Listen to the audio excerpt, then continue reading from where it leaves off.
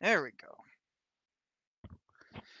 YouTube appears to be having some serious problems today, so hopefully this is working. Alright, so, I do not know if this is actually working since I just tried to broadcast 3 times and it failed twice. So, are you guys getting me? Appears so. Cool. Alright, so, hey guys, it's been a while. Um, I've been gone for about 3 weeks now, and figured next week there will be a video, but it won't come out until the 8th. And so I figured I would take a break from producing stuff and come talk to you guys for a little bit. Um, so what I've been doing is basically just pumping out episodes, and so needed to take a bit of a break right after school ended a few weeks ago. Got done with grading and all the craziness that comes with finals week. Um, so now I'm on the straight and narrow. So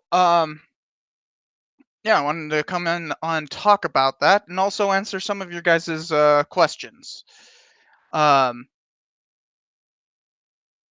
so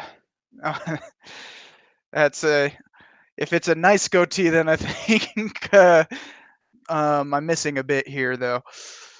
Um, doesn't seem to want to grow, but the um next week we're going to be doing a big collab, and so that's going to be pretty cool. Hopefully, that will bring in a lot of new folks, um, and we'll have a whole bunch of stuff. And for instance, one of those questions right now says, you know, uh, Killer Kane asks, when will the first man video come out? I don't know when it'll come out, but I can say it's actually already done. So, you know, there's a um, there's a bit of a um, build up. That I have currently 7 videos ready to go. Like literally, all I have to do is hit release. Um, and that's how I manage to keep up a weekly video. Keep putting out weekly videos is that I make a whole bunch of them in one go, and then trickle them out over time. Um, that's also why I needed to take this break so that I wouldn't. Is a fly in here? Dang it. Um, but the um, that's how I am able to keep up with all this stuff. Um, and yeah, punchy is definitely straight and narrow is a relative term. Got to get out the rye whiskey. So, Milked Alaska. I see what you're playing on there. Um, he asks, when am I going to analyze Disney's Aladdin? And if I was going to analyze any Disney film, it would be Pocahontas, because that has some problems. It's one of the few based on a true story movies that they've actually produced. And oh boy, to call that based on a true story is quite a stretch, but I mean, Pocahontas was a real person. Um, Unlike Aladdin, which is based on a story from 1001 Nights, um, and that's just a storybook like many of the other ones. Um, and so let's see here. The vegan Christian asks, with an exclamation point. What is your opinion on the U.S. dropping atomic bombs on Hiroshima and Nagasaki? I mean, like, because I've brought that up in previous episodes where I was saying like, well, to give some context, there was a big exhibit that the Smithsonian, the National Air and Space Museum, um, put together that was going to focus on the bombings, but it became incredibly controversial, and they stopped before actually putting it out there. The problem with the exhibit is that a lot of it was focusing on the Japanese perspective, um, you know, which can be admirable, but the problem is they went about it the wrong way. They started talking about yellow fever, or I mean yellow peril, um, which was this idea that like, oh, the Asians are going to come out and get us, and we need to eliminate them as much as possible, which is what people seem to think Hiroshima and Nagasaki were motivated by, and that's just false. We have the actual memos being sent around talking about where and why to bomb these places, and there was nothing in those memos mentioned about the Soviet Union, so that whole idea is kind of bunk as well. Um, though, I mean, you can argue that there was some unconscious level of like racism and fear of the Soviets taking over part of Japan and that. But really, it came down to there were two bombs that they could use, and they really wanted to end the war. That's pretty clear. Now, in terms of whether or not I like it, it's war. I don't really. I don't. I neither condemn nor condone. Let's just say that. Um, so let's go on. Well, I missed a lot of uh, questions. Um, Killer Kane, by the way, El Dorado is not a Disney movie. That's DreamWorks, I believe. But somebody asked, where is it? Something about Lindsay Ellis's video on Pocahontas. Ah, yeah, Levy M and Punksci right below also asked about Mulan. And by the way, Mulan is my favorite Disney Renaissance movie. Um, I when I was a kid, I think I had like literally the whole script memorized. I could just play it in my head. That's how much I watched it. Nearly as much as Star Wars. Um, but in terms of Ellis's movie, I mean Ellis's video on um, Pocahontas. Well, one, I don't really remember much of the specifics of it. I have seen it, um, but I tend to really like her work, so I would say so. But she also, I remember her doing one on the Hunchback on Notre Dame, and did quite a fascinating amount of analysis on um, how it diverges from the book and the intent of the book, and of course some snarky references to the gargoyles and everything. Um, but um, there is actually a lot deeper to go with that. Um, Lindsay Ellis tends to be more of a cultural critic than a history oriented channel. I mean, where that's she's not a historian, so she's not trying to do that. Um, but there is actually a lot deeper you could go. I do not. My bookcase is in the other room. That's going to make it difficult to recommend books. But I can't remember it.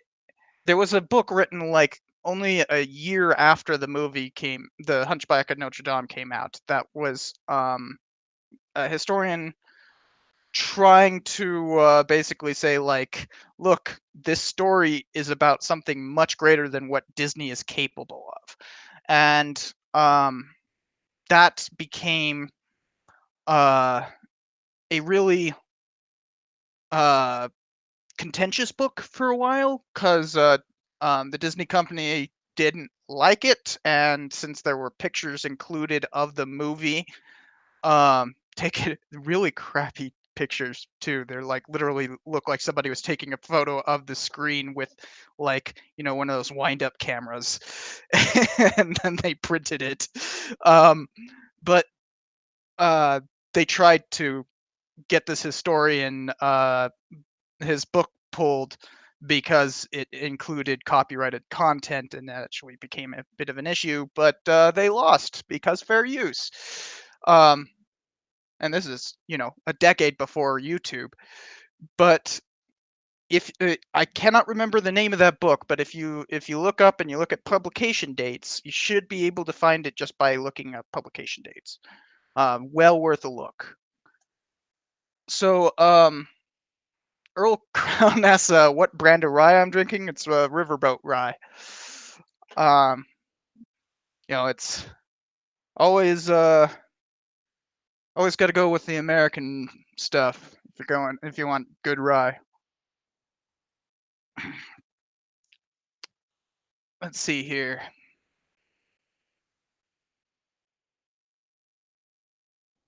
Levium, I don't know what the Queen is. Oh, you literally say in the comments about the death of Princess Diana. I haven't heard of this movie. So something more generally on whether or not I do a review of something. One, I have to have actually watched it. Not going to review something that I don't have or haven't watched. So obviously, I can't review something that's still in theaters. It has to be on Blu-ray so I can, rip a copy of it. Uh, you know, and my poor Blu-ray player on this thing is starting to die. I actually had something during this week that I tried to rip a video, and it uh failed multiple times, and and I ended up switching to my laptop to do it. So that's not good. um but so one, I have to have the movie. Two, I have to have watched it. And sometimes these movies, just I know that I'm not going to like it just simply because of the genre. um like there's a movie called The Favorite that I'm kind of dreading even looking at, because it just seems like that typical like royal drama kind of junk that I don't like. There is a significant lack of interest in the story itself for me. um I don't really care. But then, even if I do care and I have watched it, then the next thing is I have to have something to say about it. I not um I might not have anything more to say than like, hey, this is cool. Or wow, look at this utter rubbish. Um and it's kind of difficult to make more episodes that are just the same. Here's an inaccuracy, here's an inaccuracy, here's an inaccuracy. Like, why can't you guys figure out how to tell a good story? Come on. um you know uh, if there is something interesting about it, then I will, but like most of the time I will not. There's actually a lot of movies that I've just skipped over doing a video about because I just don't have anything to say about it. Or I'll like do a small bit in the like now I'm doing those end of year review things where it's like, here are the best five and worst five. Sometimes I'll add some little extra reviews in there that I didn't really want to cover because they're just not worth saying anything about. For instance, a lot of people ask me to do denial, and I slipped it in there where it's, you know, I like the movie somewhat, but there's some character problems that I'm just kind of like, I don't really know if that's a good portrayal of uh something Lipstadt. I don't remember her first name. Um, and I don't want to try to dig into it because that means I'd probably need to contact her. And I don't know. That's just a step too far for me. Um, so let's see here. Let's go to another question. Um,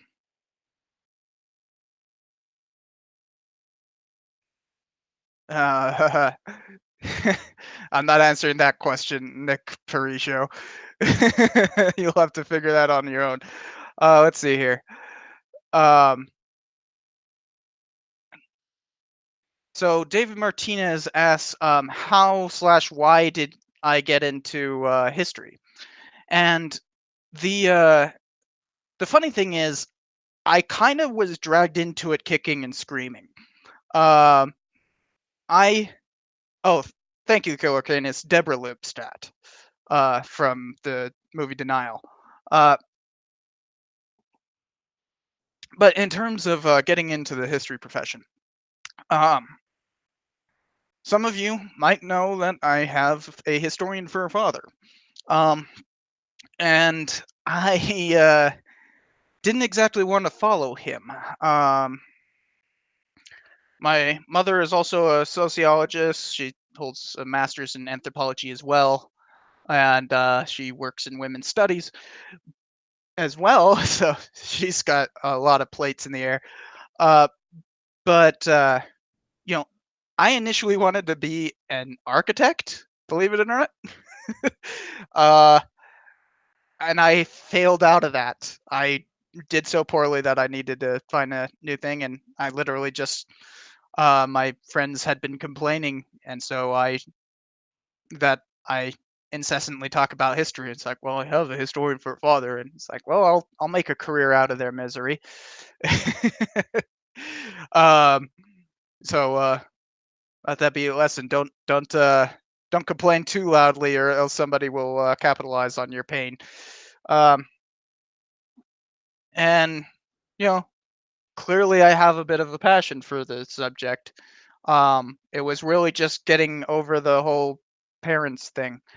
Um, and now I hold a higher degree than my dad, so haha. uh, let's see here. Who's my? If I'm not gonna say um, who's my favorite YouTuber or anything. Let's avoid picking favorites of people I know. Um, that's I will say I've had a lot of fun with a lot of different collaborations. Um, Probably the one that I got the biggest laugh from was how alternate history edited me together. That was the funniest one. He did the animations obviously, and that was like wow. And if you haven't seen it, it's well worth checking out. It's one on Wilson. Um,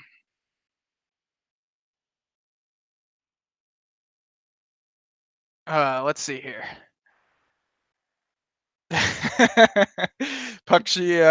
Well, I know PunkSci from the Discord server, which there's a Discord, by the way, guys. Um, and he's on there, and we sometimes call him PunkSheet because he likes Gramsci. So, um, PunkSheet says, "Who's your favorite revolutionary?" He's a fairly left wing, quite a bit left wing. He's Marxist, and my favorite would have to be um, Emma Goldman, because I don't know. I when I was like hardcore into anarchism back in high school, and that I literally carried um a book of Emma Goldman around with me a lot, and I read all the way through it. It was like a compendium of everything, and I read pretty much everything. And she was, I mean, her ideas were all over the place a lot of the time, because I mean that's the thing that radicals are, is that like they're thinking about what they're saying and then realizing that they have a different position later on and stuff like that. So she actually jumped around a lot, but um she was amazing. She for somebody in the early 20th century, she's pushing like contraception, um radical feminism, all kinds of interesting stuff, and an anarchist. In fact, some people thought that she was responsible for the death of McKinley, because um, right before the guy, I don't remember the assassin's name, but the person who assassinated him had literally just come from a meeting with Emma Goldman. So, but you know, at least it's really interesting. And she ended up being deported in 1919 during the Palmer raids, and she was sent on what was called the Soviet Ark to Bolshevik Russia. She actually had to cross from Finland all the way in, and mind you, Finland was well, they weren't exactly allies. It's complicated there, but they were basically allies with the allies who were invading Russia at the time. So she's got some Russian intervention credentials there too. Um, so let's see here. Next question.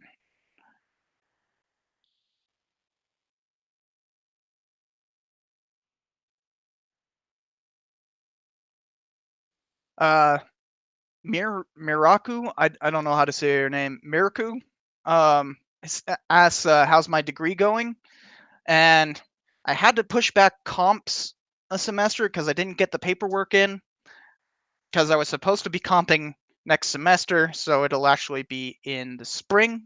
Comps are comprehensive exams, even though we actually only have one exam and then a public presentation, which I guess is technically another comp.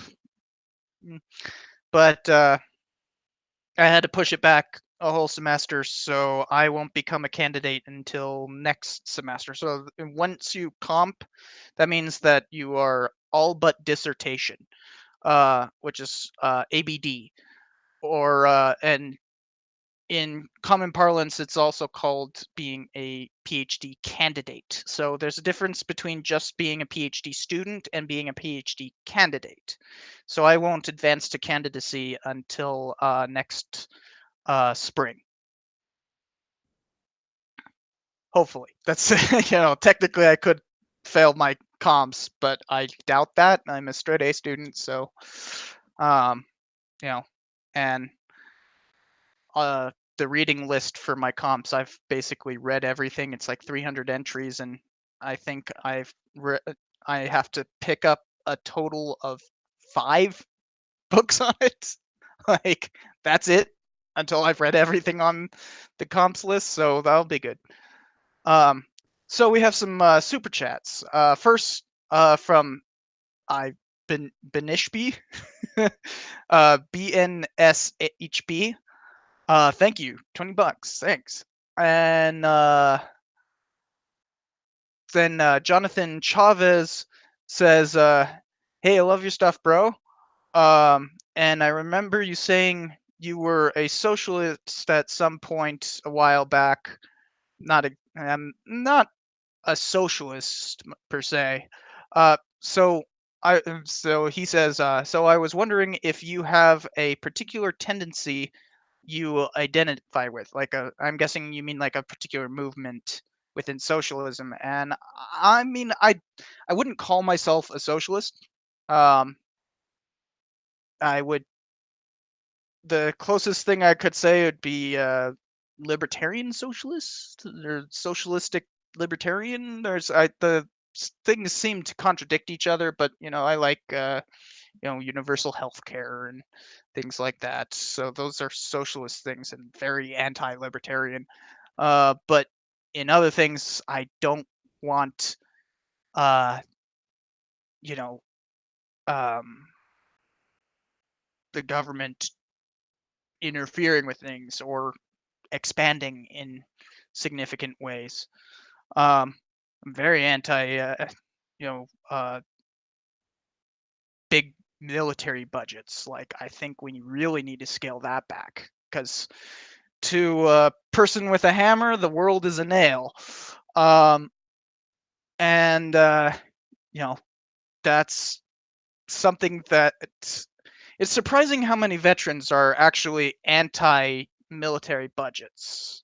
Um, and I'm certainly one of them. So I wouldn't have any particular tendency, um, besides, I guess you could say, socialistic libertarian. Um, but I've been through the whole gambit politically, so I wouldn't say there is any particular um, position I'm hold. If anything, I am more of a postmodernist. So, like, no particular position is capable of describing a postmodernist. So, uh, blind guy with a camera. that's that's a good name. Uh, blind guy with a camera. Thank you for the donation. And he asks, "How do you like New Mexico?" I hate it. Sorry. I actually don't like New Mexico very much. I've had so much stolen here. In fact, there's a meme somewhere you can find where it's like, um, basically, you're not truly a Burqueño meaning from Albuquerque. You're not truly a Burqueño until you've had your car stolen. And I've had my car stolen. So I've also had 2 bicycles stolen. I've never had worse roommates than here. Um, in fact, I've never lived on my own until this year. So, like, I literally moved out to my own place because of how bad roommates are here. Um, and then, um, I've had all kinds of stuff stolen. If it doesn't have a lock on it, and sometimes if it does, in the case of those bicycles, um, you know, it's likely to get stolen here. This place is just crime ridden. It's crazy bad on that. So, um, perhaps that's not so much because of New Mexico as a whole, but just Albuquerque, like just what direction? East of here, by about 2 miles, is a place that's literally called the War Zone. I'm not joking. They literally call it the War Zone. If you watch Duke City Diaries, I think that's on YouTube. You'll see how bad of a state this city is in. Um, so yeah, not too much of a fan of it. But one nice thing about being in New Mexico is, well, one, UNM, um, very useful to my studies. They have the Center for the Southwest, so I have a lot of that. But also, New Mexico, since I like to study where I live, has a lot of violent history. I mean, you could go back to the Spanish and do that if you want, but I'm looking more at the postbellum period, as in like 1863 to 1912. And holy crap, is New Mexico violent? Um, Richard Maxwell Brown, the historian who's basically the founder of the field of American violence as a form of study, uh, he said that something along the lines of only in New Mexico did assassination become a routine political tactic. So that is pretty interesting. uh, but of course, living here on the other hand, eh, at least there's a lot of beer. The beer's good. Um, so let's move on to another question.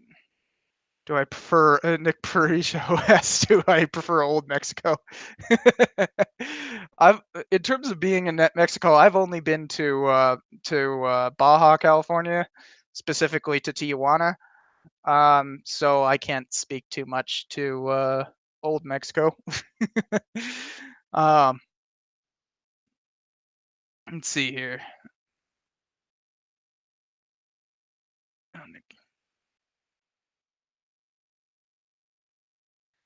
David Cloward.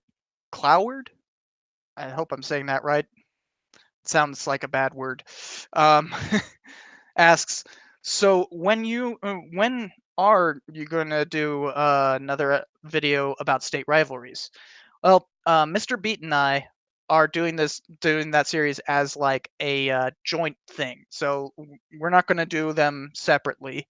We're always gonna come together and make episodes. So it's when we can get that going, and we'll definitely talk about it at VidCon in this July. Um, the we'll be we'll actually just be one hotel from each other, so um, we're going to be collaborating on a lot of stuff there. Um, and the other question is just like which state. I mean, there's a lot of possibilities. Obviously, freaking states hate each other all the time. I was just talking with a friend back from Las Vegas, and Hector was like, um, when are you going to talk about how much we hate Arizona? I'm like, dude, you have you have to bring up California more than Nevada hates California more than it hates Arizona. There's a lot of problems between Nevada and Arizona, but at least Southern Nevada was once part of Arizona. They just seem to have forgotten that in Arizona. Um, you know, supposed to maintain the Arizona Strip. So yeah, I have a lot of possibilities there. But if I do Nevada, it's going to be a heck of an episode. We're talking like I'd end up talking about it for like 30 minutes. Um, there's just a lot to talk about there because, you know, unlike, Michigan versus Ohio, which for some reason they keep on bringing up all that stuff, but like it's not really it's a friendly rivalry for the sake of rivalry. It's not really based on anything.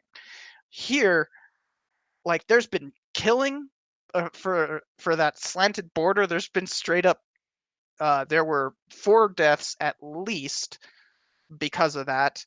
Um, there's been a lot of fighting over the Utah border. Um, this is something that is really deep and yet unknown, so it takes a lot more to explain as well. So I don't know if I'll get to it anytime soon. So let's see here. Um, Alex Winter asks, "Have you played Kaiserreich, or only heard of?" I haven't even heard of it. I don't know what it is. Um, Kaiserreich is what it's. Uh,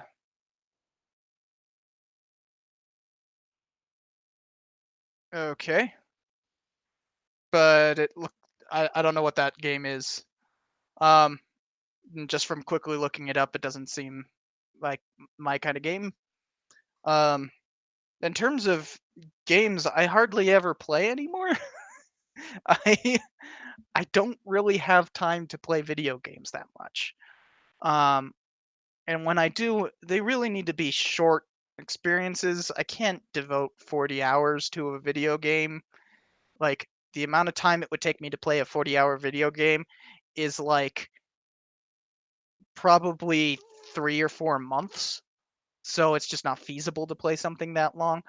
I did, because I've been on this break and everything, I did have some time to play some stuff. Like, you guys might remember that Assassin's Creed 2, um, not 2, Assassin's Creed Unity was free right after the Notre Dame burnt down. So I played that for a little bit and got bored of it real quick. But then I also got, because the Epic Games Store is giving away free stuff all the time now. Um, they gave away Rhyme, which was an incredible. I think it's actually still free right now, and it is an incredible game. Um, and it only took me like 4 hours to play it, so that's the other nice thing. And they're going to be having Journey come out, which is my favorite video game. Period. Um, so can't wait for that. Let's see here.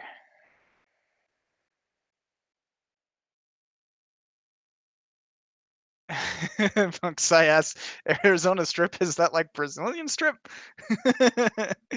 So there's this weird thing between between Nevada and Utah, right there at the tip of Arizona, where the I-15 goes right through the corner of Arizona, and due to the way that the federal government regulates how um, highways are maintained, it actually comes to the state to maintain it, and the federal government will issue money for those repairs and that. But it's a blanket thing. So guess what Arizona does with a road that literally is to bypass Arizona? They refuse to maintain it. It's become a huge problem. Um,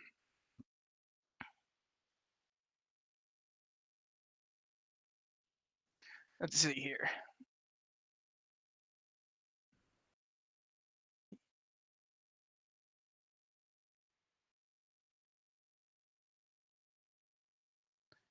Have Ethan Kellogg asked if I've been watching Chernobyl, and yeah, it's kind of amazing. And I mean, I didn't bother researching anything prior to watching it, but of course, as I'm watching it, I'm instantly going like, "Wait, is that true?" And then look it up, and it's like, "Oh, wow, like a helicopter did hit a crane, or freaking like, oh, the reactor was completely blown open, and the sky was literally blue at night." Okay. Um, there's a lot of things to it that when I go to verify, turn out to be true. So, and it's also on HBO, which means HBO has a really good track record. They had the John Adams movie miniseries. They had the that LBJ one. I did a review of that. In fact, I think there's got to be something else that oh yeah, Bury My Heart at Wounded Knee, which I also really liked.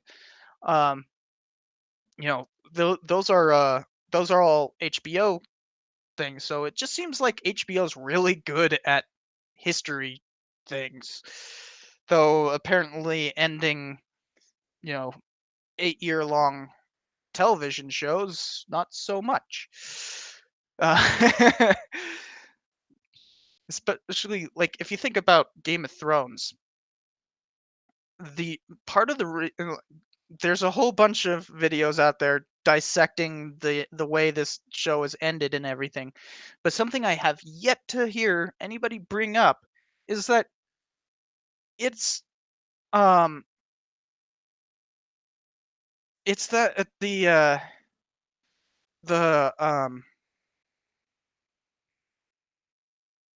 the historical basis was jettisoned.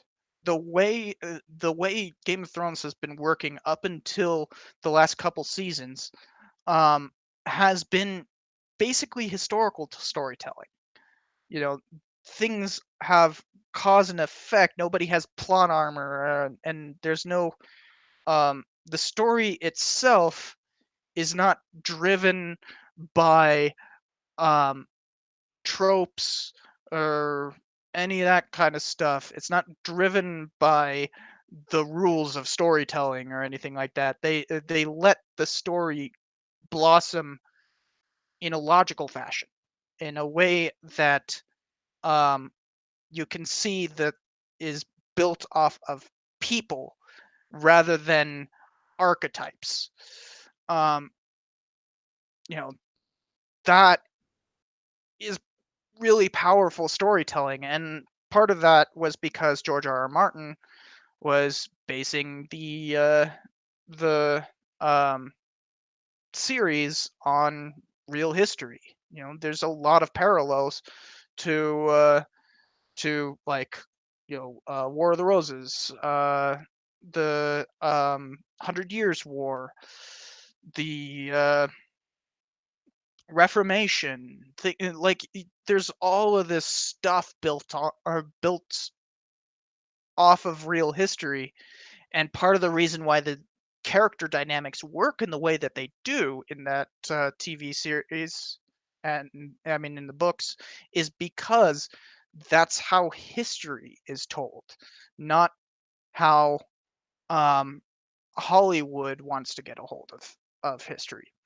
And so that's what made the show really powerful for a long time. And then the last two seasons it just went off the rails. um so I know HBO could do better because of things like this Chernobyl show. Um so let's go on to uh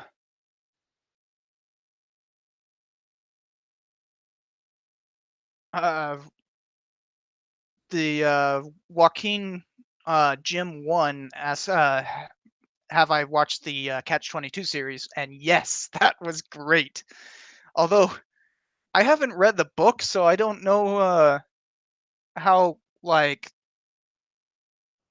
uh true to it is or anything, but like that ending is really weird. I won't ruin it or anything, but nudity is a very central point in it in World War II, and it's just the strangest thing. I get why, but at the same time, I think they could have told it a bit more succinctly rather than just like, "Hey, he's this way now." um,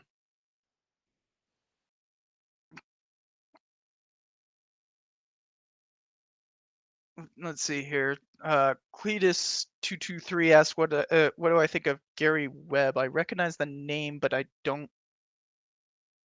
Oh, Dark Alliance. Jesus, no. That is a conspiracy theorist. He was freaking run out of freaking journalism because of his conspiracy theorism. And then eventually, like, he died in a car crash or something like that. Either way, don't care. He's a conspiracist. Um,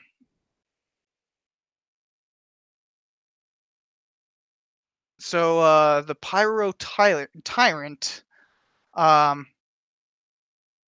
asks, what would you recommend to a fledgling historical YouTuber? Um,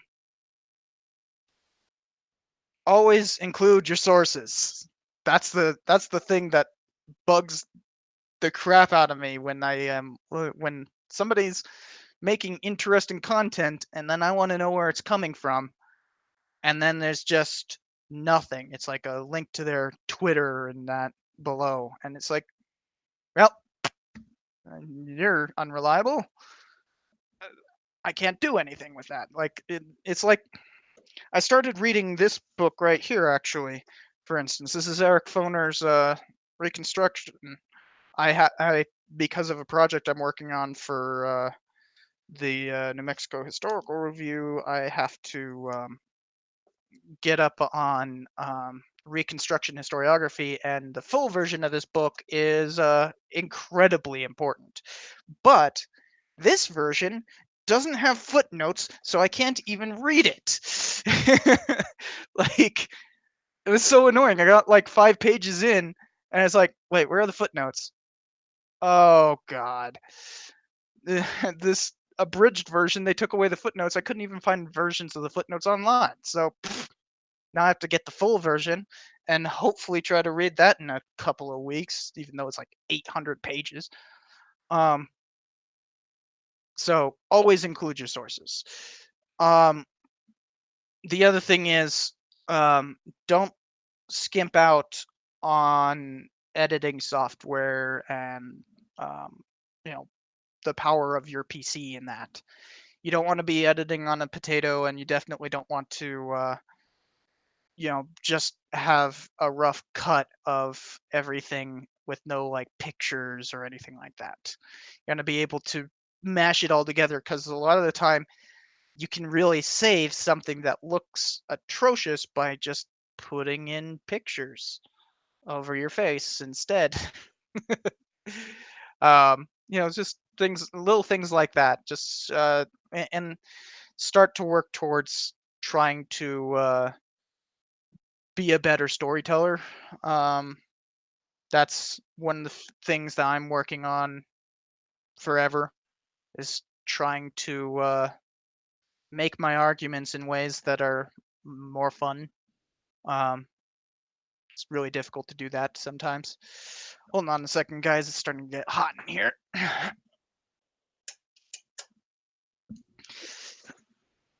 Hopefully that's not too loud.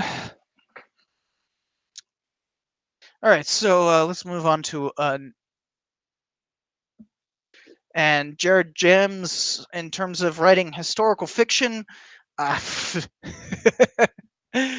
um, the one thing I would wish that people who write historical fiction would do is, you know, try to write it in a way that's honest.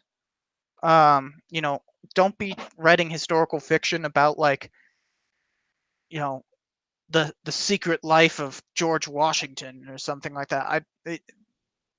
Like take the best historical fiction is from the perspective of those who wouldn't have made it into the books, right?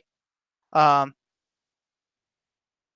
that just somehow they didn't get written into history.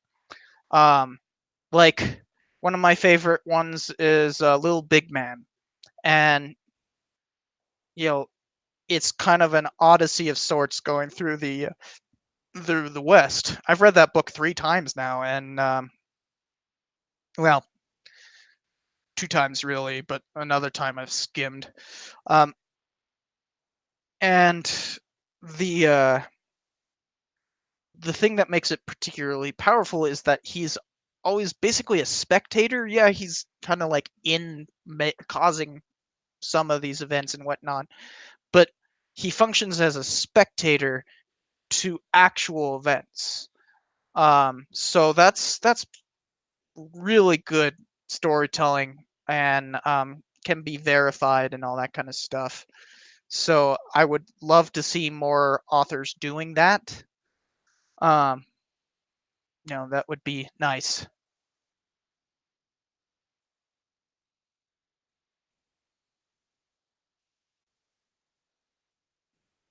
Let's see here. Taking part. So Roku Jones asked me about the Jared Diamond's um, Guns, Germs, and Steel.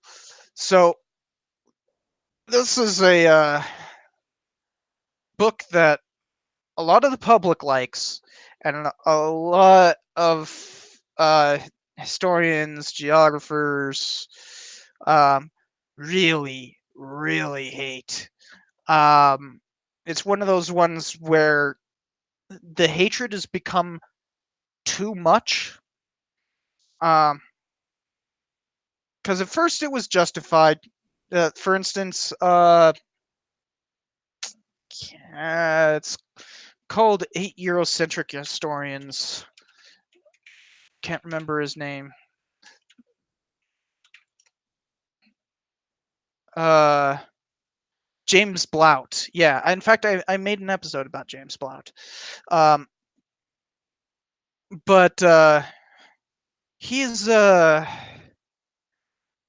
he points out that the central thesis of Guns, Germs, and Steel is that um, the reason why Europeans were able to basically conquer the world is because of continental axes.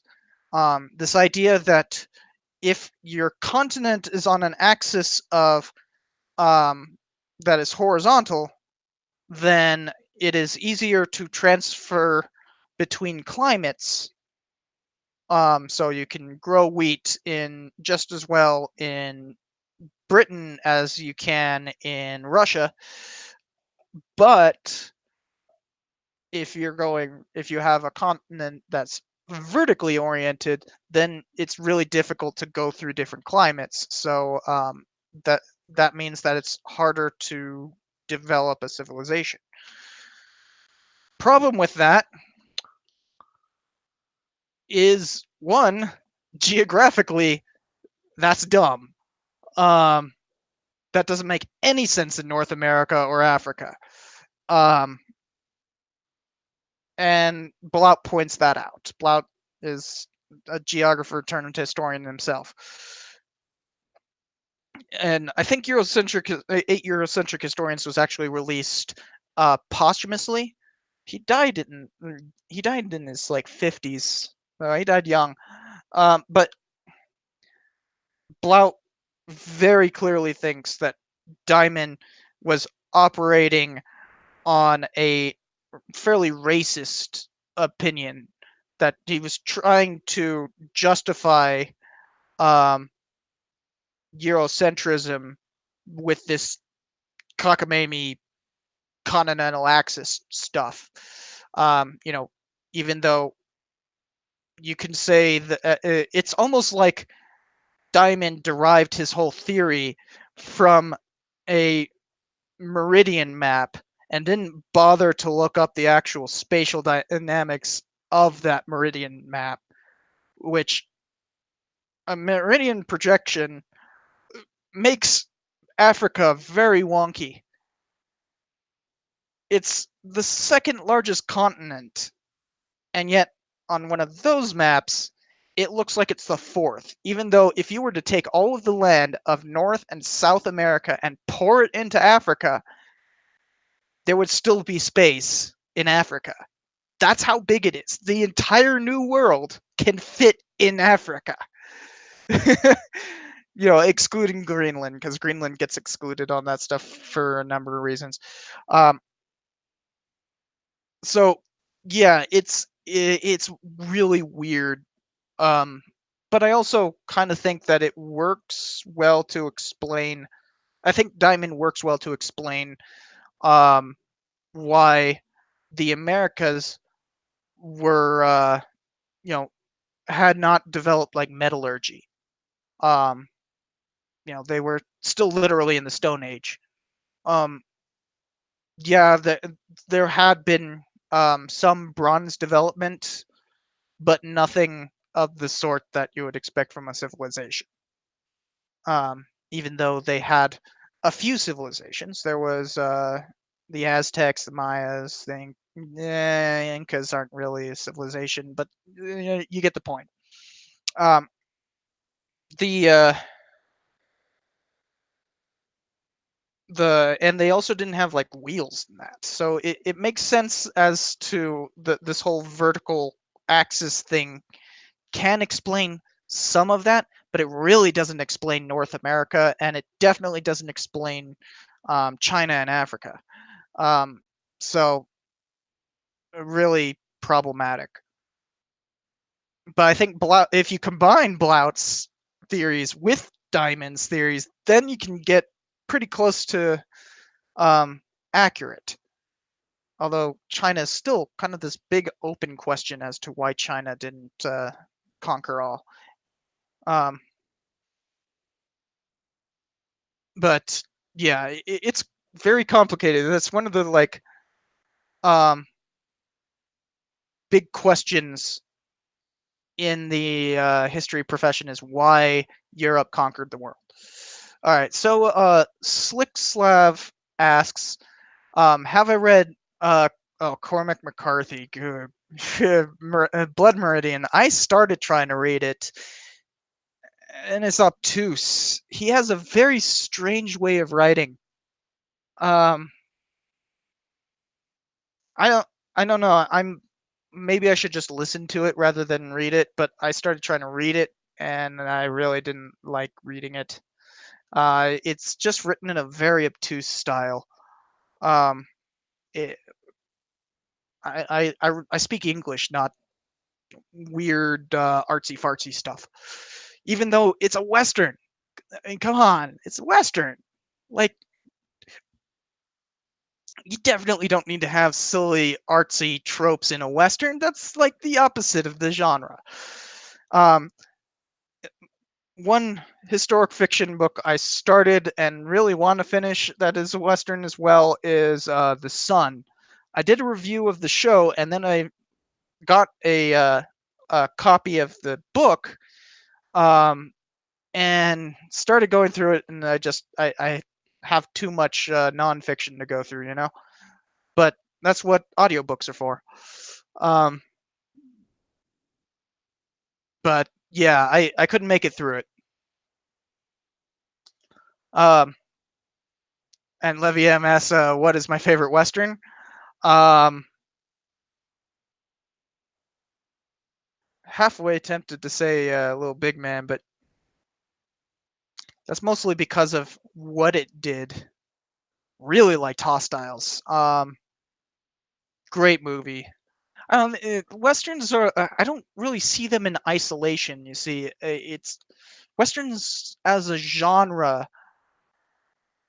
i- It's like saying, this is my favorite superhero movie. Um, Post Marvel, obviously. I mean, like if you're saying like, oh, Batman Returns or whatever, something prior to Marvel, uh, mm, then that makes sense. But if you're saying like, well, my favorite superhero movie is Captain America: Civil War, and it's like you can't really see that in isolation, right? It's as a genre, it's building off of itself. Um, and that's kind of how westerns function, is that they you don't see them in isolation. Like if somebody freaking decides to put out a really left-wing western, good example would be High Noon, for instance. And they put out High Noon, and it's this clear, like, it's clearly about the Cold War. It's being like this Joe McCarthy guy's an asshole, and like, you know, and then John Wayne goes, "Hey, I don't like you speaking ill of the right. I'm right, so I'm gonna make a answer." And then he goes out and makes Rio Bravo. Like, those movies are, you cannot talk about Rio Bravo without talking about High Noon. Like, that's how the genre used to function. Nowadays, it's more about revival, so it's kind of difficult to say. Um, but yeah, in terms of recent westerns, Hostiles, I really liked Hostiles. um,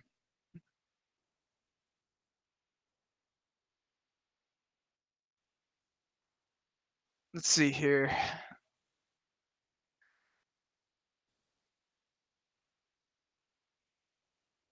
Oh man, Killer Kane points out that Oliver Stone is putting out a new movie, and I am dreading even looking at it.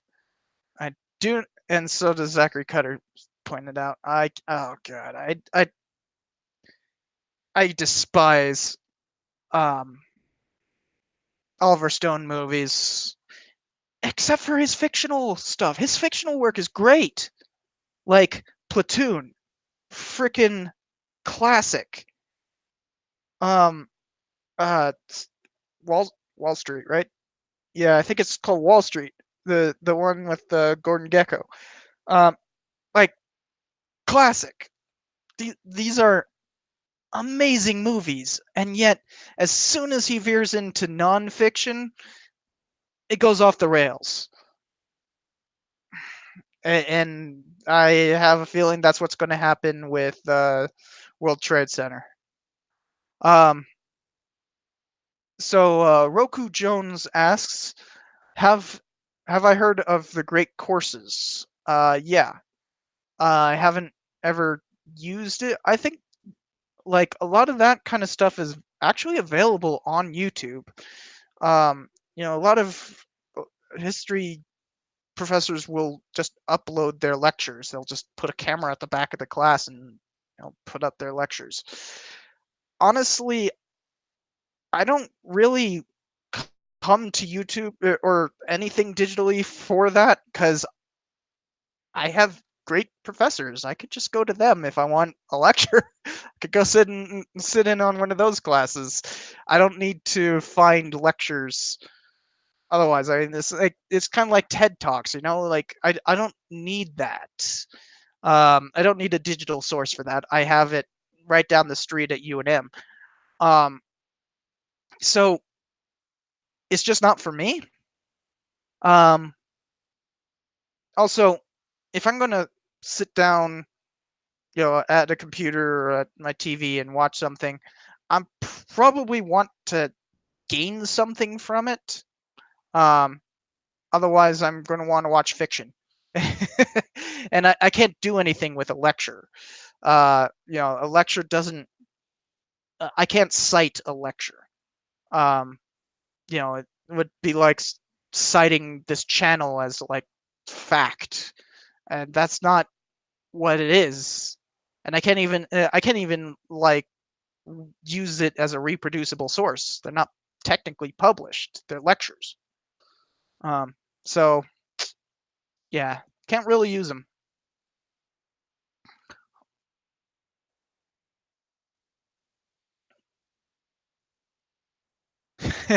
Martinez asks, where else graduate students alcoholics? Um, because we know.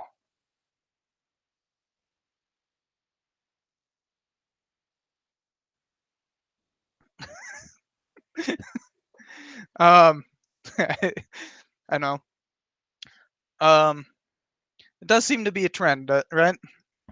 I'm also a veteran, so I get like double alcoholic points. So, um, let's see here.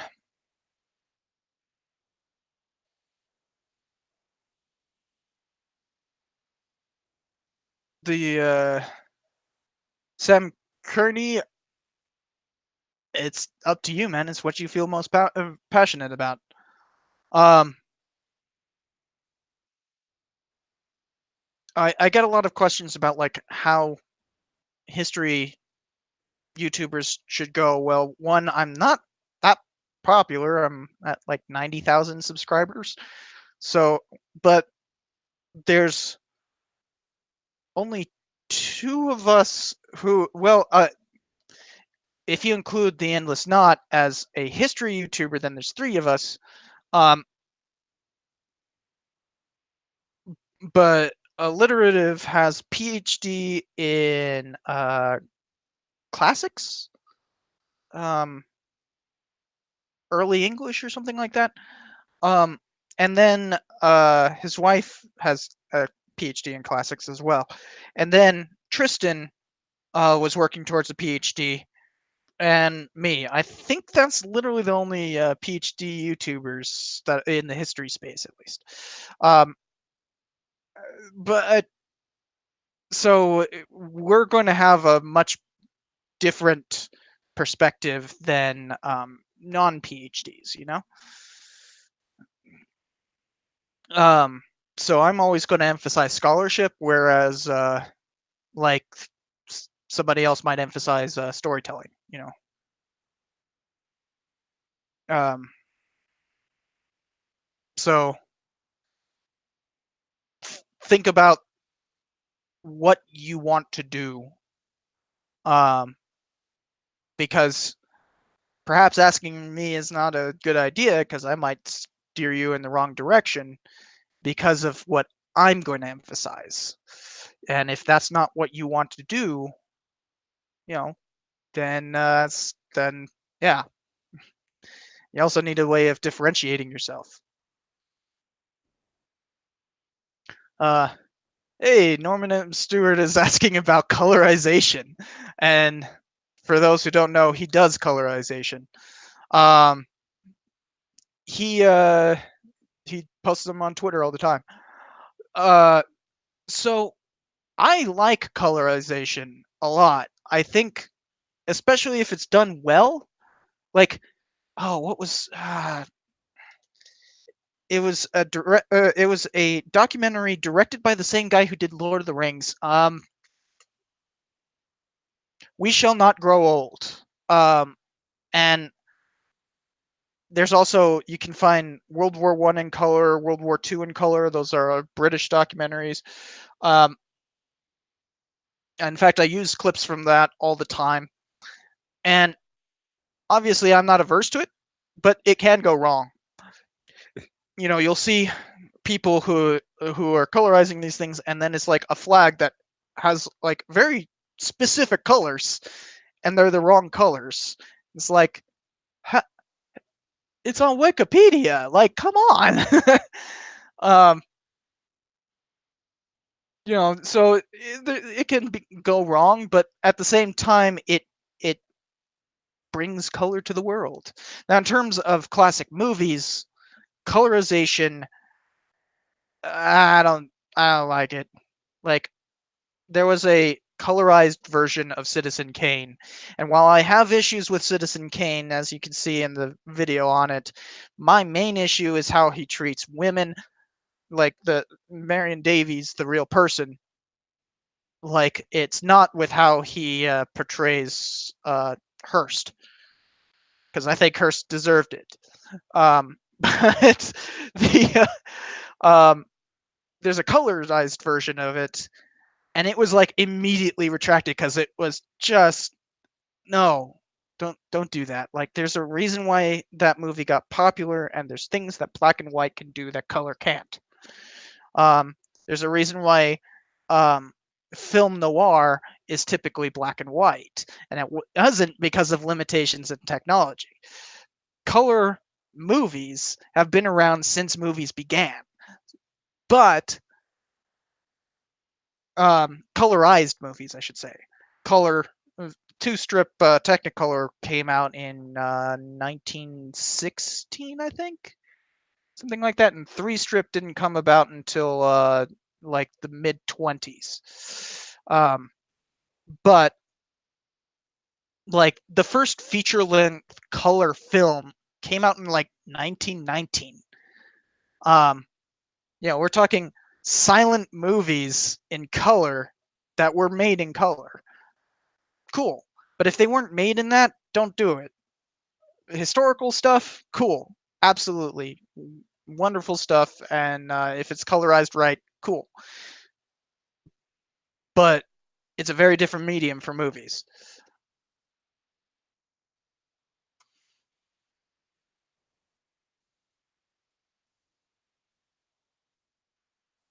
Uh, I don't know what that book is, Zachary Cutter. Um, and I don't have any specific book reviews planned. In fact, the book reviews have performed so poorly that I might not make another one again. Um, they're some of the worst performing videos I've made in the last year. Um, People just don't want book reviews, apparently. Um, so unless I have, unless I can justify making one on it, I don't want to. And I also want to make book reviews specifically on ones that I like, that I want to like emphasize. So no. Should Triumph of the Will be in color? No. Like, it was made in black and white. If he something Riefenstahl, it was, and Triumph of the Will was like incredibly important to um, Citizen Kane, which was also kind of the first film noir. So yeah, needs to be in black and white. Like that's the reason why it's so powerful.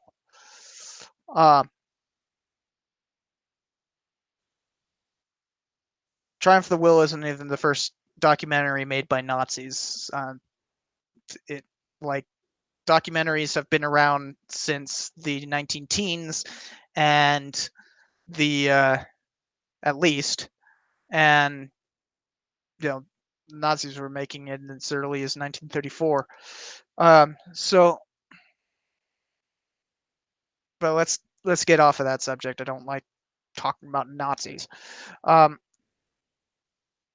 of course, the first question is if I'm going to review Das Boot. No.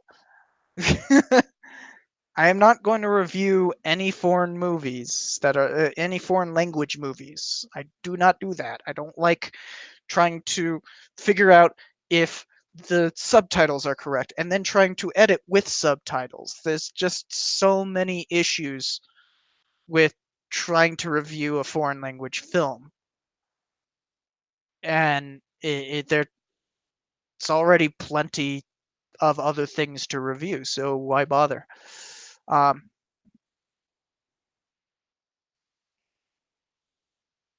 what has, Steve Johnson asks, what historical movie do you want to make? Um, do I want Hollywood to make? Um, the I have a diatribe that I have putting together. I haven't recorded it yet, but I am putting together a diatribe on that specific question. Um, because believe it or not, I think there actually is incredible potential for for Hollywood movies if they can get their act together. They're like I'm always able to find good movies every year, but they're so rare. Like why? Why are they rare? They shouldn't be rare. Um so and I've never Sam Kearney, I've never even heard of that movie. How Green Was My Valley?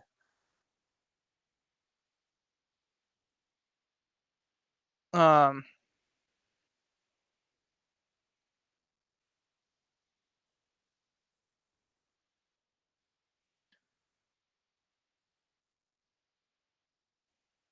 I don't know.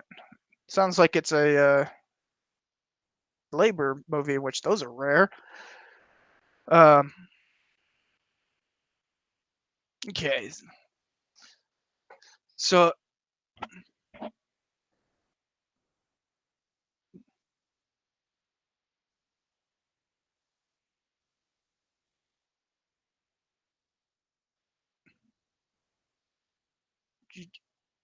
what do you think? So 255 AD um asks, what do you think about the ethics of judging veterans for taking part in wars you think were unjustified? It's simple. It's unethical to judge soldiers for the ethics of the war. It's not up to them. I mean, it's literally in the name soldier. Um, you don't have a choice. Um, you know, it's like being mad at Confederate veterans for having fought on the side of slavery. You know, it's just unethical to do so. It's you're applying judgment where there was none. Um, you know, if they're purely fighting out of loyalty, then how can you? If somebody is fighting Iraq, let's talk about Iraq. If Iraq is unethical, which yeah, there's a lot of kind of mixed things on that.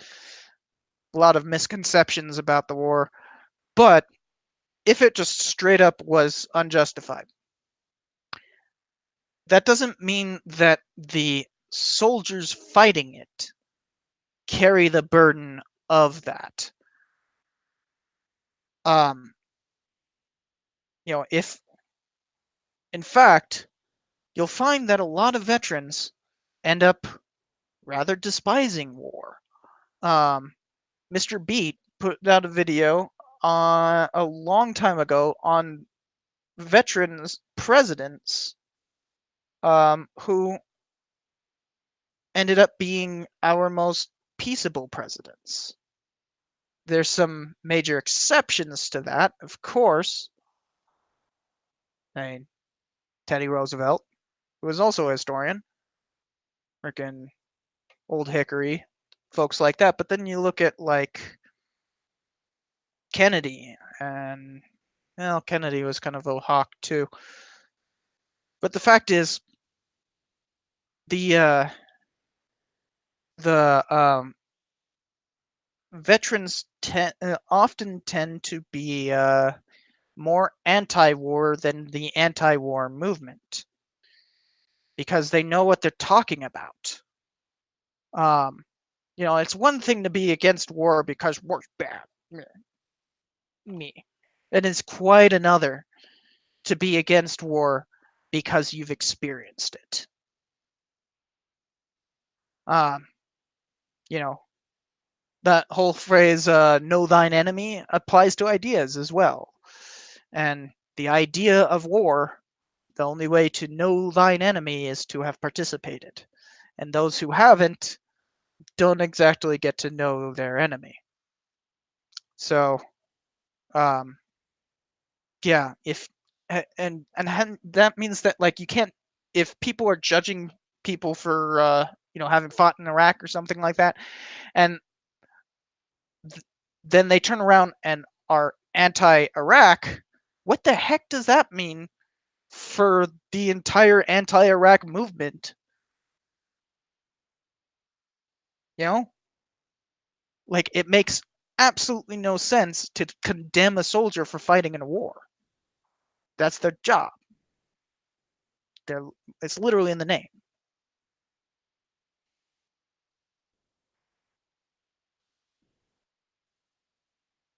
Um, so yeah, I can go on and on about that because I've had a lot of. Remember when I returned, there was some bigots out there. And that's what it is. It's a form of bigotry. Um, you know, like it or not, and like being called a bigot or not, if you're freaking judging people for the wars that they fought in, you're a bigot. Um, Now onto lighter subjects. Uh, hopefully, let's see here. Zachary Cutter asks, "Why do you think World War II is popular in movies and in classrooms? As in, like, it's part of the Holy Trinity." So the reason why the Holy Trinity is so popular in America is because it forms a rather easy narrative. You have a beginning, middle, and end, basically. Um, Everything post World War II is weird and wonky. Current is journalism, and and like the revolution is the beginning of the republic, and the civil wars where it was tested and reforged, and finally World War II is where America came to be a world power. That like it makes a very easy narrative. um, but then there's also worldwide why it's so popular, as one, because it was the last big war. You know, we've basically we haven't had any wars on that kind of scale since then, and war's just a very easy topic.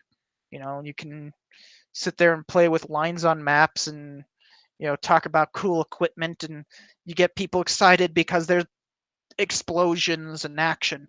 Um, so it's the biggest explosion in action and lines on charts and blah blah blah, easy storytelling. um, But besides laziness of your typical storyteller, uh, there's also the fact that it affected everyone so much. And like it or not, freaking the fact is the world was irrevocably changed by the war. Um, in a way that no other event can really measure up. So there's good reasons for all that focus, and you'll see that even on this channel, there's plenty of World War II content. But the problem is when it consumes your content that you start to think of World War II as the only thing that matters, which is false. And so utterly false that it is amazing that it is such a that the consumption that World War II as an all-consuming topic is such a problem. Like it's 6 years, 1939 to 1941, 45.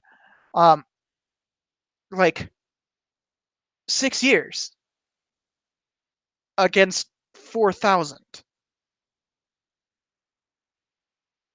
Um, and which one's more important, the invention of the printing press or World War II? Hint: printing press. So yeah, it's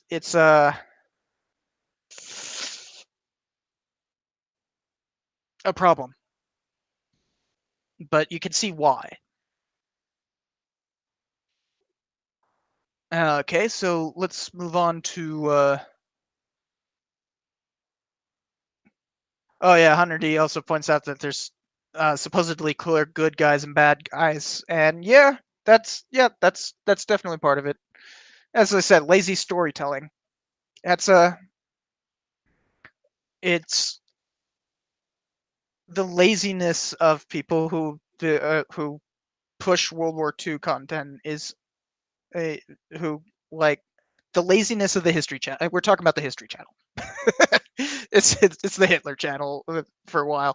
So the laziness of the History Channel was um you know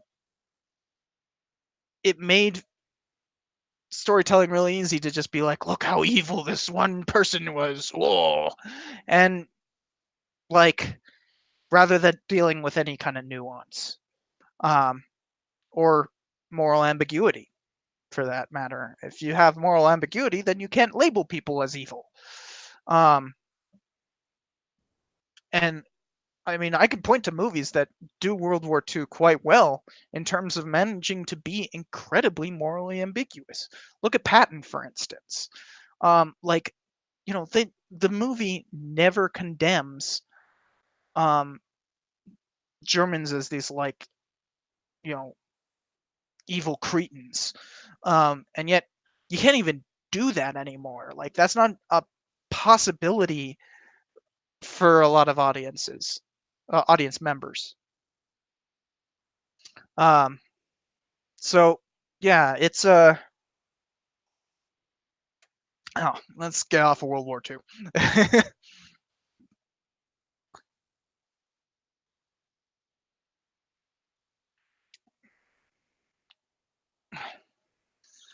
Let's see here.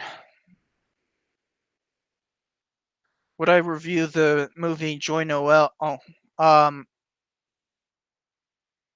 probably not. One, because I've already done an episode on the Christmas truce long, long time ago, on literally on the century anniversary of it. But the centennial anniversary. Uh, but also, it's one of those ones where it's not technically a foreign language film, but it basically is because of how much it has other things, and it's also highly fictional. So plus they perpetuate the soccer thing, which didn't happen. Um, Well, we don't have any proof for it happening. It's really difficult to say what did or didn't.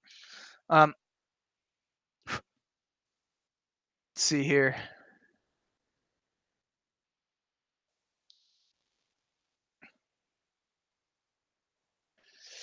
And Hunter D. Yeah, you're right.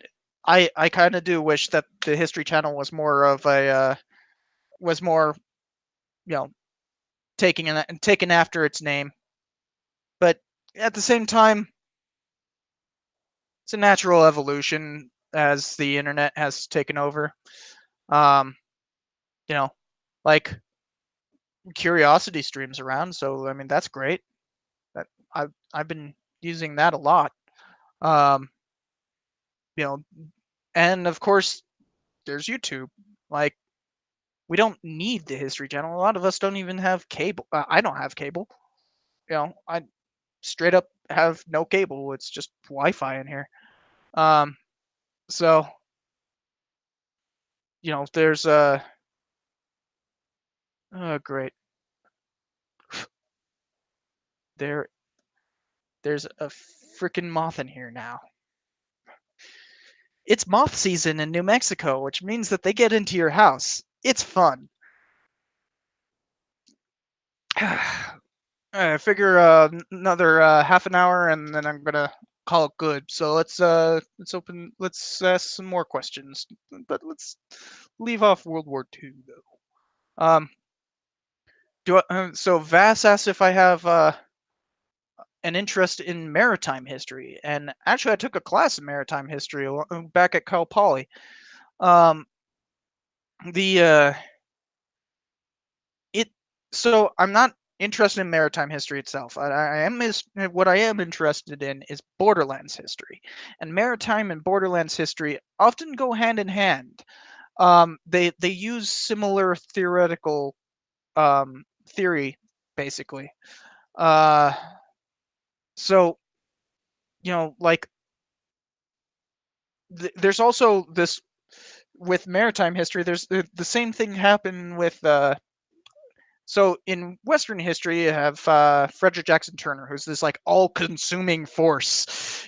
He's like the he is the historian to end all historians, right? Like you cannot talk about Western history without talking about Frederick Jackson Turner. It's just like he will be in the text somewhere. Um, and so when you start doing Borderlands history, as in Western Borderlands here in New Mexico, for instance, um, you know, Frederick Jackson Turner is the person you are fighting against. Basically, you're always fighting his malignant refuse. But Alfred P. Mahan, I don't know how to say his name, but Mahan um, is that malignant force on maritime history. Um, and so it's a really interesting dynamic. Basically, the two fields kind of follow parallel to each other, so we also borrow from each other. Um, so yeah.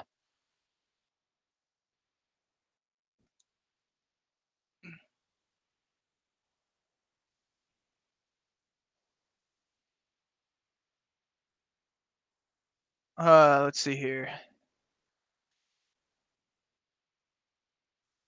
Ed 008 UE are my into music history. Yep.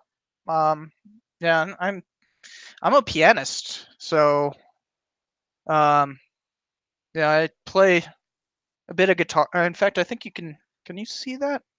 Yeah, there's my guitar amp right there. um, but so into it for that.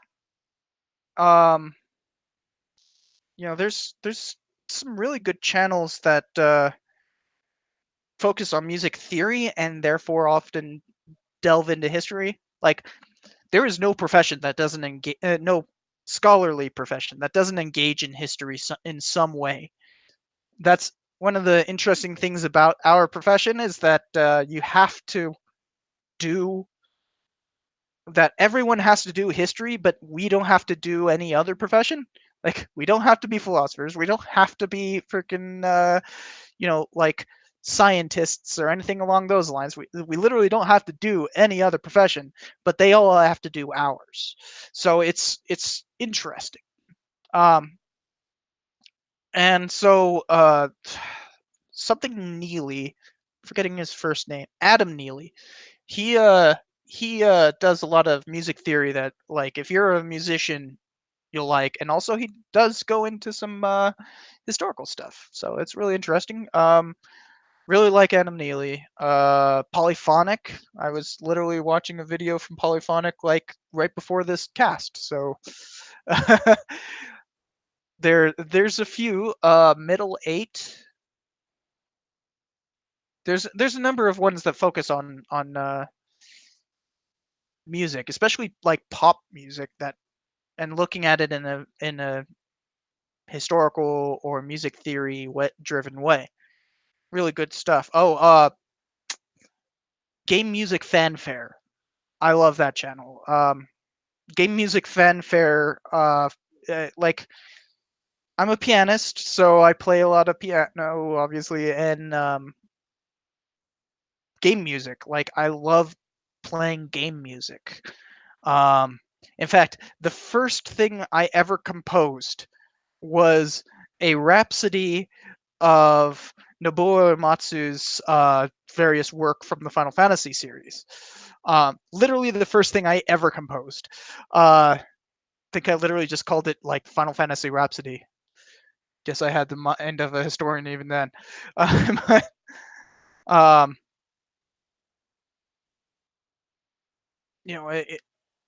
it's interesting.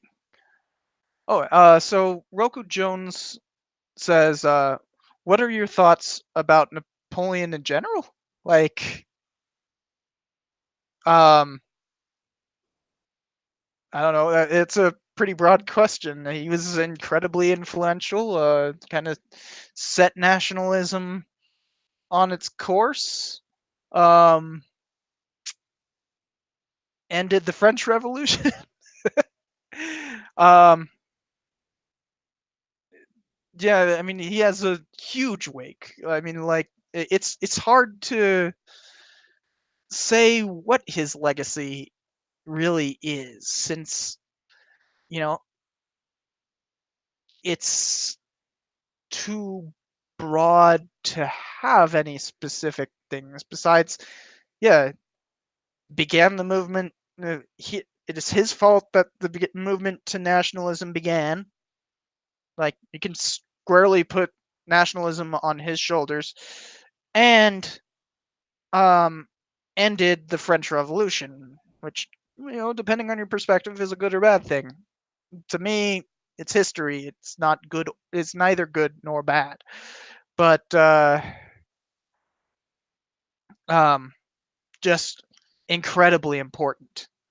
Um, and actually, next week I will mention a little bit of sarcastically. I will somewhat sarcastically mention his legacy. So be tuned for that.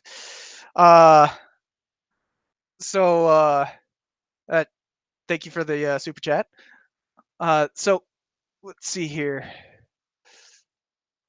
I, the other thing that I want to say about Napoleon is that um, he is used as a figurehead for like other issues that, like, you know the issues that came with like French conquest and things like that.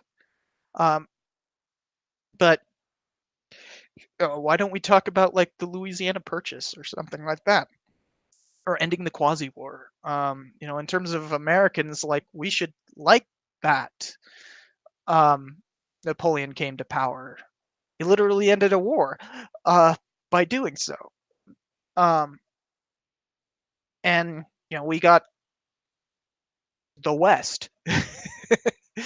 So, without the Louisiana Purchase, there's no way we could have conquered the Southwest where I am now, because that would we would have had to skip over French territory. Well, it was supposed to be Spanish, but Napoleon was was a bit conniving. Um, but yeah, lot of a lot of legacy there. And Hunter D, I don't, as I said in the thing, I neither think of him as good nor bad. Like I don't really view historical characters that way. Uh, you know, I mean, certainly we could be like, Hitler. Yeah, that's a bad guy. Okay, sure. Stalin. Cool. You know, easy to say bad, to go poo poo on you. But it's not my job. I don't. That's not what I study history for. Um, let's see here. Lindsay Manning is what's the wait? Lindsay Manning, isn't that the name of no, that's Chelsea Manning. Um, so she asks most overrated historians. um, Zinn, Howard Zinn, yeah, definitely. Uh, basically, I think even though I was talking about him earlier in the stream, I think Foner gets a lot of airtime. Like, don't get me wrong, Foner's a great historian, but he, he is used incorrectly. Like if you watch Crash Course History, their American history series, they will quote from Foner's "Give Me Liberty," um, which while it works as a textbook, sure, you shouldn't be quoting textbooks. Like, why? Who quotes textbooks? And that's a serious flaw with that series. Um, like in science, I know that that's a common thing to quote textbooks, but in history, textbooks are tertiary sources. It's the equivalent of quoting an encyclopedia. Those are not meant to be quoted. Like, go to the secondary source if you want a historian's opinion. And because of Foner's you know scholarly acumen, people overstate anything he writes. I mean, he the way that his writings are treated on Crash Course is that he could write like Napoleon was a worthless individual on a freaking napkin, hand it to the producers of Crash Course, and suddenly that is holy scripture. Like, no historian should be treated like that, no matter how great they are. And never quote a textbook. Why are you quoting textbooks? Like, what? He's a Reconstruction historian. Quote him on Reconstruction. And quote from his actual book on the subject, not some freaking textbook. Aye. And Sir Reginald Meowington, CMS, of course. CMS forever. Um,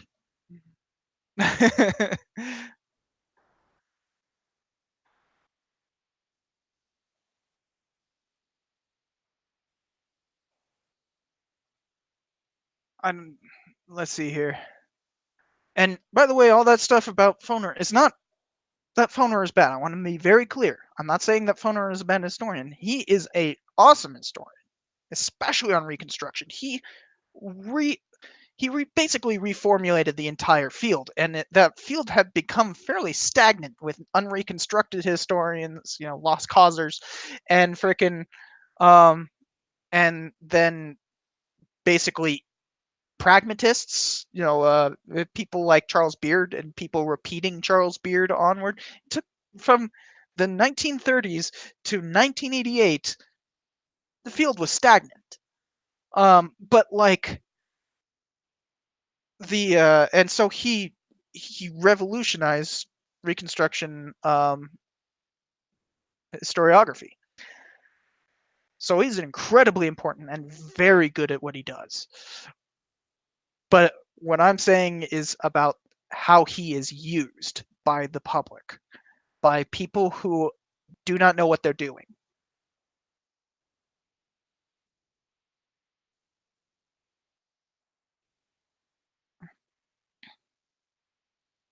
So 255 AD as what do I think about ancient slash classical history?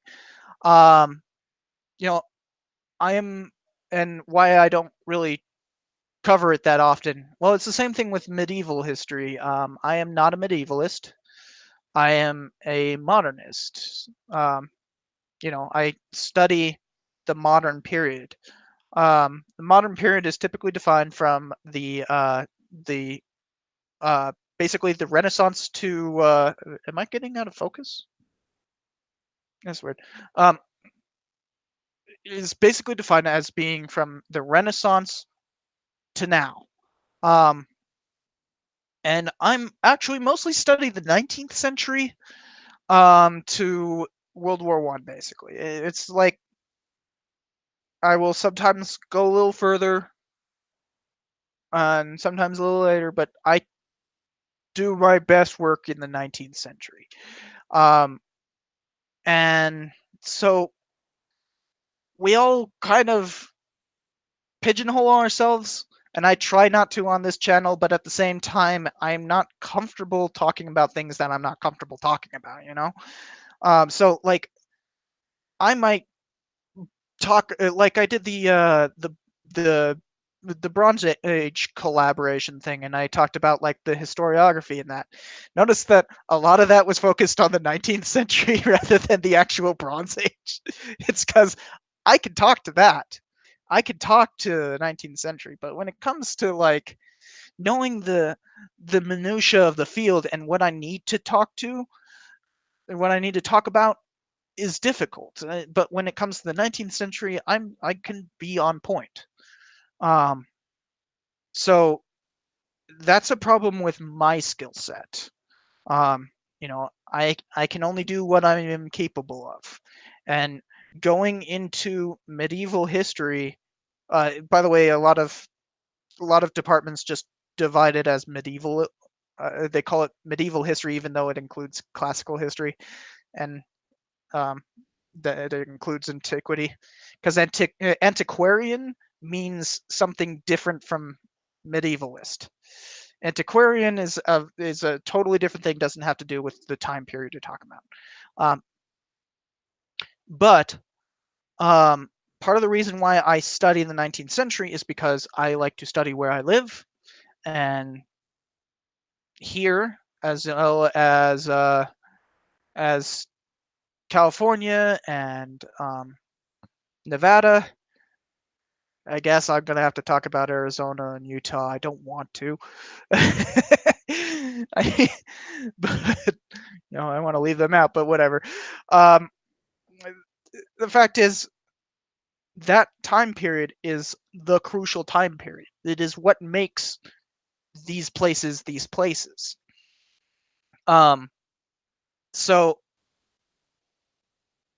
that's why I get stuck on the 19th century.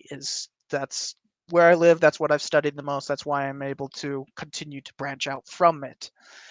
Going into classical history, it's just a whole different can of worms. Um, you know, even the way that you do sources with, like, basically with like from Herodotus to uh to can't remember the name of the historian for Justinian. Um, but the guy who wrote the Secret History and everything, uh, whatever his name is, from those with those two as bookends, basically the only information we have is from like inscriptions and historians. Like it's only secondary sources, and that's a totally different dynamic. You don't when you don't have primary sources, like I don't know how to function. Like I work with primary sources, and we're flush with them in the Southwest. You know, I can walk down the street to the center of the Southwest, like pull out like their entire record on the Lincoln County War, and mash things together until I've got myself a paper. Um, I can't do that with antiquity.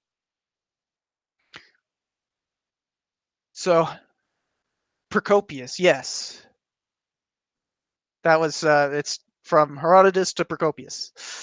Although I'm going to be reading a book, I plan on reading a book that's called From Herodotus to HNet, which, if you don't know, HNet is like the history forum for historians. You know, actually planning on doing something major on there fairly soon. Um, but uh, it's basically this is the book of historiography. um, so we have enough time for like two more questions. Uh, is Barrett Fistnar. I tried. Is there any historical analysis you've published that, in hindsight, you regret uploading? Um, Not that I regret uploading, but there's a lot of ones that I regret not being as nuanced as I should have been. Um, you know, but at the same time, nothing that I don't know. It's a tough question because it's not that like regret means that I wish that it wasn't up, and well, there's an easy solution to that. I can just take it down. Um,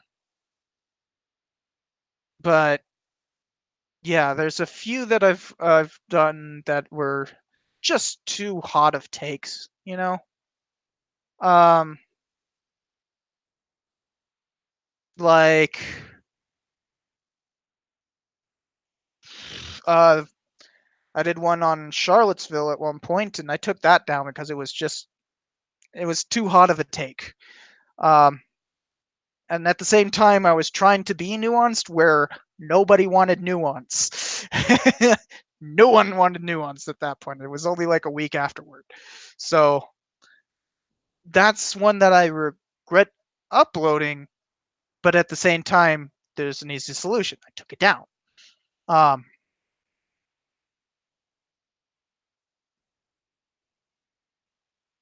so Sam Kearney asks, "What are your thoughts on historical reenactors slash living historians?" So technically, there is a difference between living history and reenacting. Living history is like when you're actually part of an exhibit and you're trying to like a good example of this. If you ever go to the Alamo in San Antonio, I was there for the Western Historical Association last October, and like my hotel was just down the street from it. I like literally could walk down the hallway and look out a window to send to the Alamo. That was really cool freaking conference. But um, when you go into the main grass area behind the actual mission building, they have reenactors. See, I'm doing it too. They have living history folk, um, like showing what it is to make camp and, um, to live in the 1830s. And they're sitting there talking to people. They're basically exhibits, right? Whereas reenactors are trying to reenact something. Like you'll have Classic is Civil War reenactors, right? They're trying to reenact a battle. Their job is not to turn to the public and go, okay, so the reason why we are doing this, their job is to reenact. Um, Now, what is my thoughts on that? I mean, like, cool. I love reenactors, like, and living history is incredibly important. Obviously, I really like the display in San Antonio. Um, the Yeah, doing good work. And one thing that's really nice about that stuff is that it's an easy entry point, right, to the history profession. Like, it is something to get people hooked, right? Because I mean, this is true for any form of scholarship, but history it's especially bad where you have people who just hated being taught history in high school, and so they've turned off their brain and freaking they turn off their brain as soon as they hear the word history and instantly go like history's boring. Well, reenactors have a way of reaching past that, right? Reaching past that ignorance, and they are incredibly good at drawing people in. Um, so yeah, I think not only is it cool, but it's also very important to the history profession. Also, it's a way of getting people to start studying history because a lot of reenactors will like get into character by like reading those diaries, and those people can become historians themselves, or they can be very useful to historians who, like some guy who's just memorized this entire diary could tell you like, hey, I'm researching X, Y, and Z, and it's like, oh well, this guy's well, if they're reenacting at that point, they'll be like, well, I say this. They will become a source in and of themselves. So that's really really useful.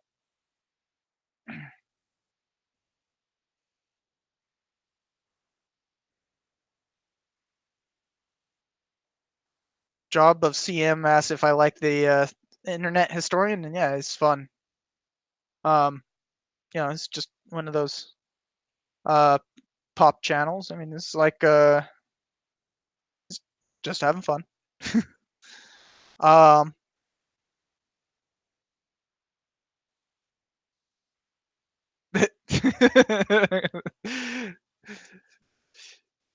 Zachary Cutter says, "My brain is turned on by history," and then in reply, Sir Lion says, "I'm turned on by history." um,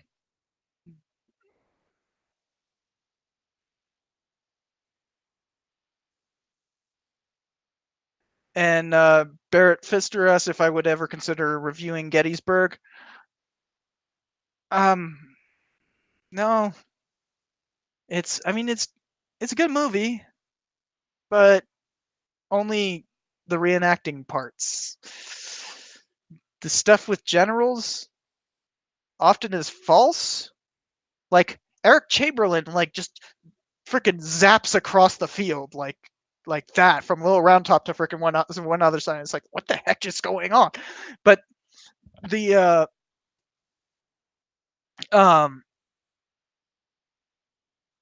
yeah, that's the kind of minutia I don't really care about.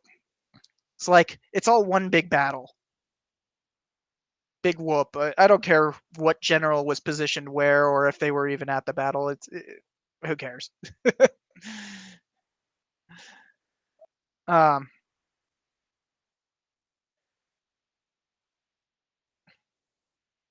so Leviem says that its professor praised the death of Stalin. Cool. I mean, people can have differences in opinion. Um, I think he's wrong. Any movie that's freaking perpetrating false massacres should be denounced. But you know, okay. Heck, there's even things I didn't get to talk about in it, like a freaking in my review, where it's like they kill off the freaking waiting staff. Like I wasn't able to find out whether or not that was true, which is why I didn't do it. But I seriously doubt it.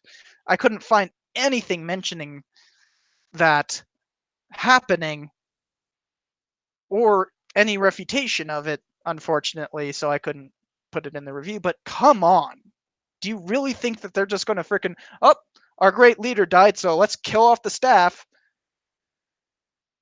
The kind of lunacy that is in that movie is like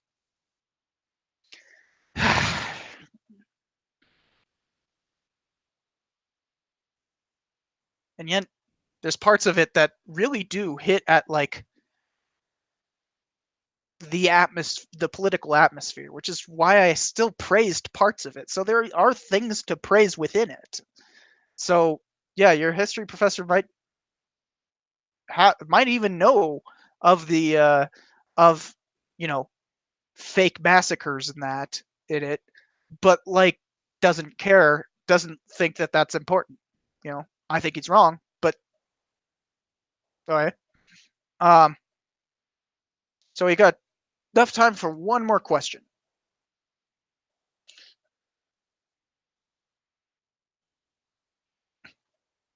I cannot tell you much about Texas for tips. No. Um, do, do, do, do.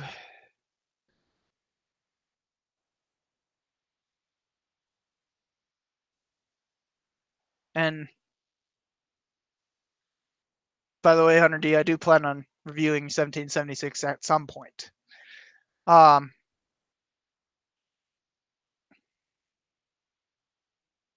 so, um,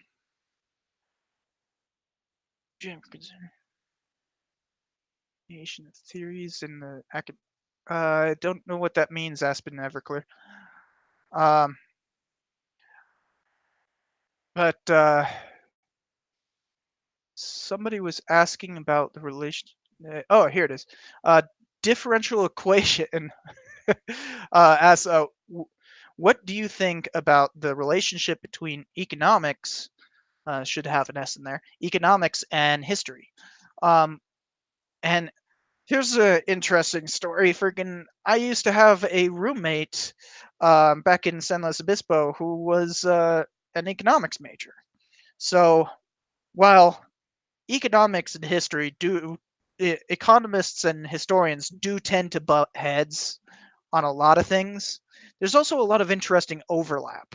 So something that um, he hated when I would point out is that um, the American Economics Association actually broke off of the American Historical Association. Think about that. They're so closely related that they used to be the same thing.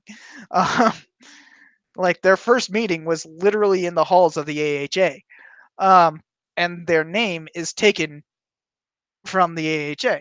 So yeah, they are very closely related. The problem is when economists try well, you see this with a lot of like Marxist historians as well. It's always this like it's the economy, dummy. um or it's materialism. But like there's so much more to life than material goods.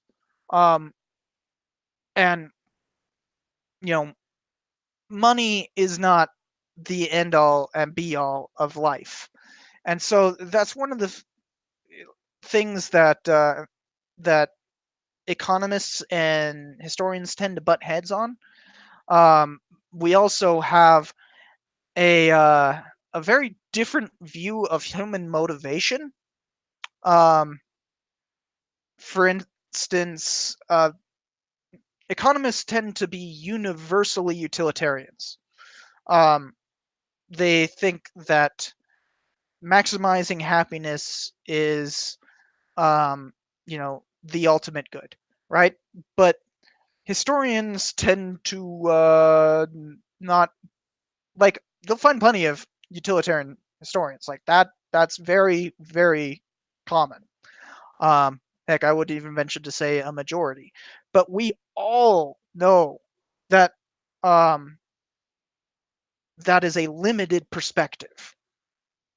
That there are places where no philosophy where there's no philosophy that may be universally applied. History is the graveyard of philosophy, and nothing has ever been able to withstand the ravages of time.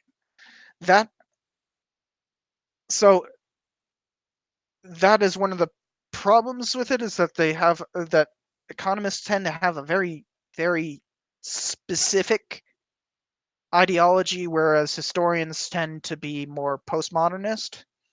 But um and when I say postmodernist, I mean like as in knowing that there is no absolutes, right? Um this is like postmodernism without all of the like Derrida baggage. Um but just in general, historians tend to not be willing to take on some specific value as absolute. Even like Marxist historians will be uh, fairly, they're willing to criticize Marx, for instance. That like, uh, they'll or if they're trying to be, they'll criticize other Marxists. Or if like, say you're Foucault and you're building off of Nietzsche. Um, yeah, Foucault was perfectly willing to denounce Nietzsche in a number of ways. Um, like the fact is, we learn how a lot of things go awry, and so um, believing in any specific ideology as an absolute doesn't work. So that's why economists often butt heads.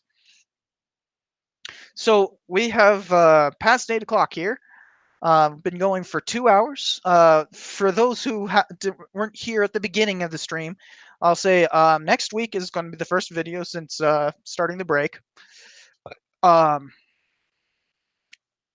and the uh,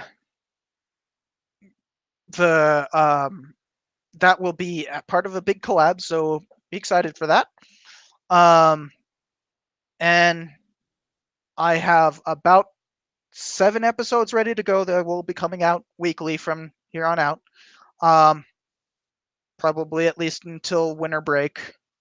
Although I have a really big thing planned for around my birthday, which I might take a week or two off because of it. That episode's going to be like an hour long, so it's going to be big.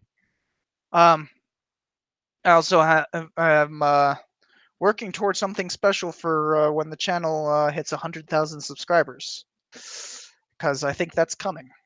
Um, and I'm trying to do all of this in time to be able to not have to do anything during July. So just going to keep pumping them out.